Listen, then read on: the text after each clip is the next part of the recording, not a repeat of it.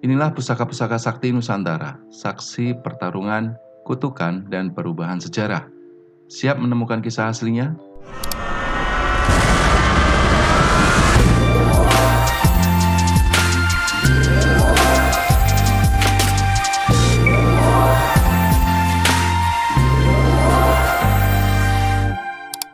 Halo Sobat Keris dari Nol. Di balik peradaban besar Nusantara, ada pusaka-pusaka yang tak hanya menyimpan kekuatan, tapi juga menjadi penentu masa depan kerajaan dan bangsa ini. Banyak yang bilang kisahnya hanya sekedar legenda, tapi hari ini kita akan menguak cerita aslinya, lengkap, runut, dan berisi pelajaran yang besar. Mari kita mulai penelusuran dari pusaka-pusaka sakti yang menyimpan misteri sejak awal ditempa. Kisah bermula di kerajaan Tumapel atau Singosari. Ken Arok, seorang prajurit ambisius, memesan keris dengan terburu-buru kepada Empu Gandring untuk menyingkirkan Tunggul Ametung, penguasa Tumapel. Ken Arok kalap, mendesak agar keris tersebut cepat selesai. Saat Empu Gandring menolak karena keris tersebut belum selesai, keris yang belum diberi warangka dan belum disucikan tersebut diambil paksa oleh Ken Arok dengan sembrono dan ditusuknya sang empu hingga tewas. Menjelang ajal, Empu Gandring mengutuk keris itu akan merenggut 7 nyawa termasuk Ken Arok sendiri. Dan benar saja, setelah Tunggul Ametung terbunuh, keris ini terus berpindah tangan, menewaskan Kebo Ijo, Ken Dedes, bahkan akhirnya Ken Arok sendiri dan para penerusnya. Sejarawan melihat inilah salah satu pusaka dengan kisah tragis yang jelas bukan sekedar alat, tapi juga menjadi pembuka rantai balas dendam di peradaban era Kerajaan Singosari. Pada awal abad ke-19, Pangeran Diponegoro dikenal keras dan sakti. Saat bertapa di goa sekitar Tegalrejo, ia bermimpi ditemui cahaya yang turun dari langit. Cahaya itu menghantarkan sebuah mata panah ke pangkuannya. Kelak, besi panah itulah yang beliau berikan kepada empu kepercayaannya untuk ditempa menjadi sebilah keris pusaka. Dikatakan, keris Kiai Gondoyudo ditempa dan dilengkapi dengan ritual khusus. Keris ini tidak pernah lepas dari pinggang Diponegoro selama Perang Jawa pada tahun 1825 hingga tahun 1830. Suatu malam, saat pasukan Belanda mengepung rumahnya, keris itu bergetar di pinggang, seolah memperingatkan sang pangeran, sehingga ia berhasil lolos dan selamat.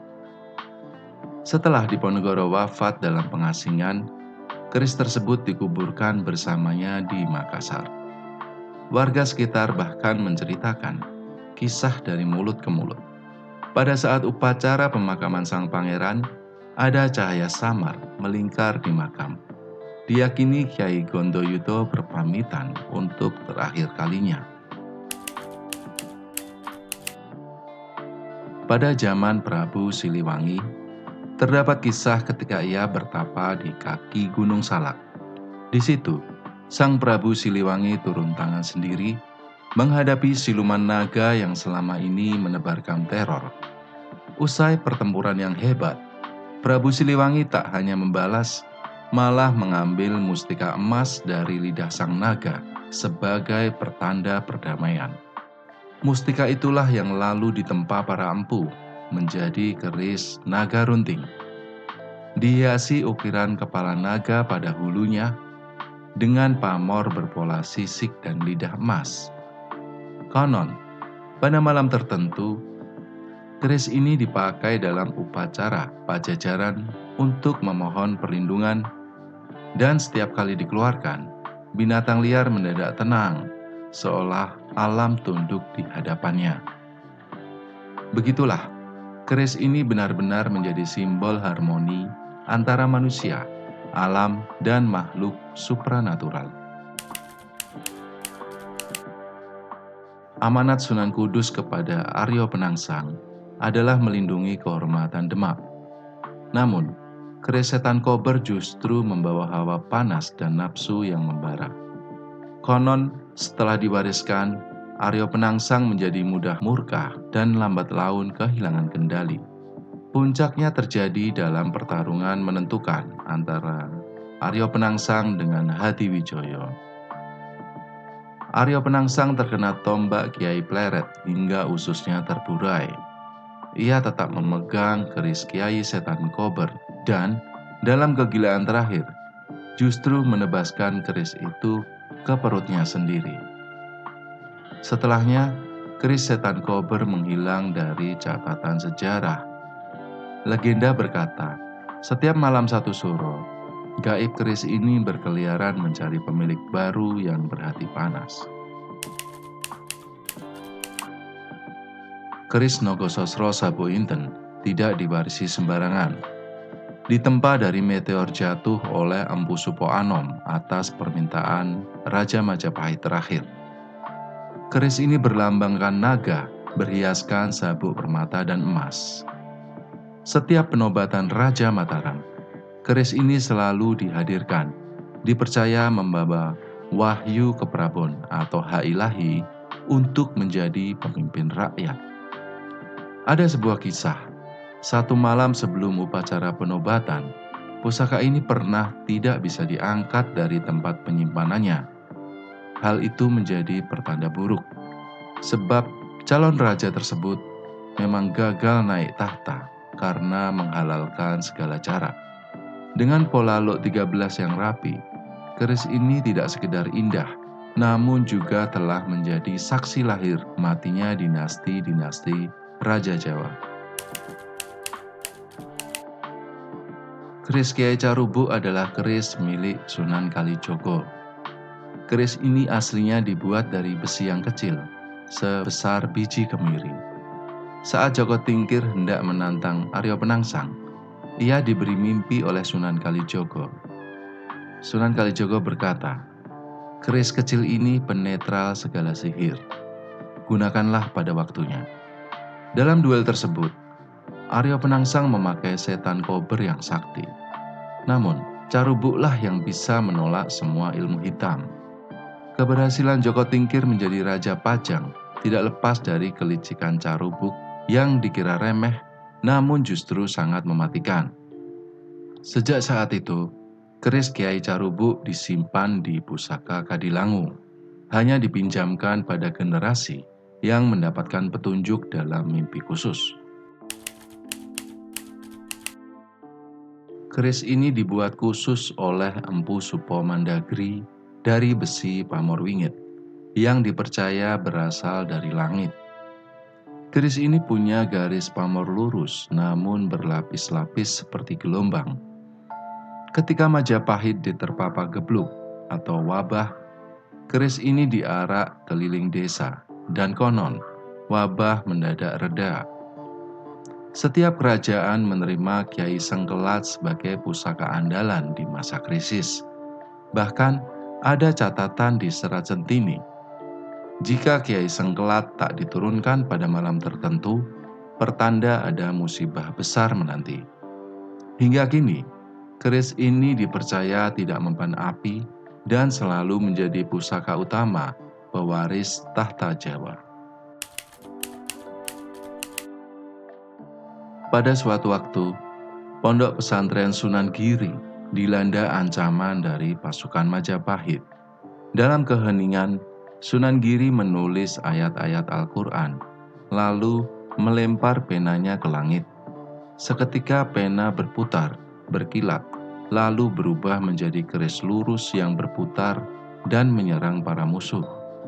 Menurut tradisi santri, pada hari-hari tertentu, jika membaca ayat suci di makam Sunan Giri, angin akan berhembus lembut seperti jari jemari yang menulis di udara. Keris Kalamunyeng menjadi lambang ilmu dan kebaikan akan selalu jadi perlindungan, melebihi kekuatan senjata apapun.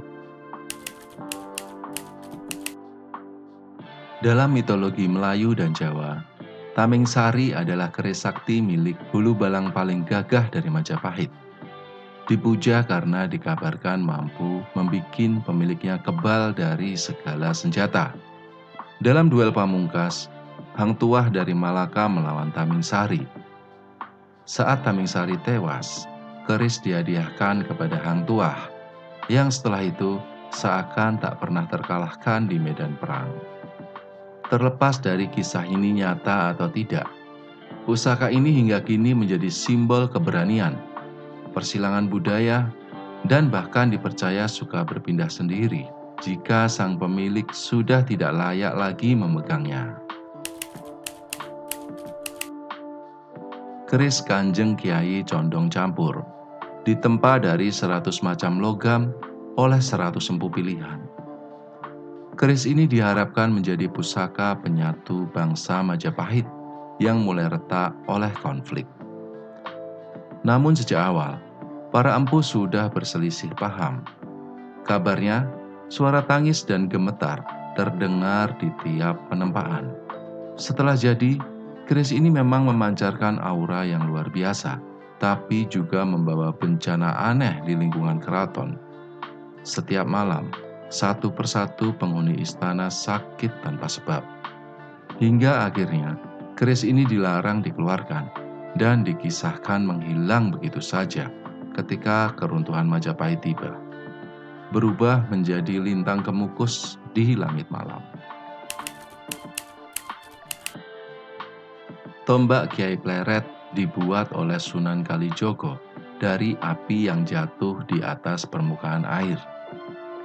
Saat Sutowijoyo, cikal bakal kerajaan Mataram Islam, menerima tombak ini, konon jadi penentu kemenangan dalam pembukaan hutan Mentau. Tiap kali kerajaan dirundung masalah, tombak ini dimintai tanda melalui ritual. Jika mampu berdiri tegak sendiri, berarti keputusan raja telah diridhoi. Salah satu momen paling bersejarah saat penentuan Yogyakarta jadi ibu kota Mataram, tombak ini menolak keinginan Raja Lawan, menandakan hanya satu garis keturunan yang berhak atas tahta. Hingga hari ini, kehadiran tombak dalam tiap upacara penobatan Sultan Yogyakarta adalah bentuk penghormatan pada pusaka yang mampu menjadi penentu sah atau tidaknya kekuasaan. Dari Ken Arok menghunus keris berdarah, Diponegoro dengan cahaya pelindungnya, hingga Mataram yang harus minta restu pada tombak sakti. Semua pusaka ini bukan sekedar benda biasa, tapi menjadi saksi sejarah perubahan, peringatan tentang ambisi, dan pengingat bahwa takdir bangsa kadang berawal dari benda sederhana dengan kisah yang besar. Jadi, pusaka manakah yang menurutmu paling nyata menyentuh takdir perjalanan Nusantara ini? Jangan lupa like, subscribe, dan tuliskan pusaka mana yang menurutmu kisahnya paling menarik buatmu. Sampai jumpa di episode berikutnya.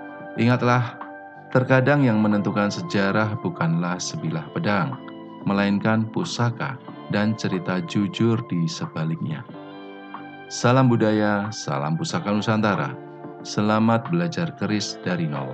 Rahayu, rahayu, rahayu.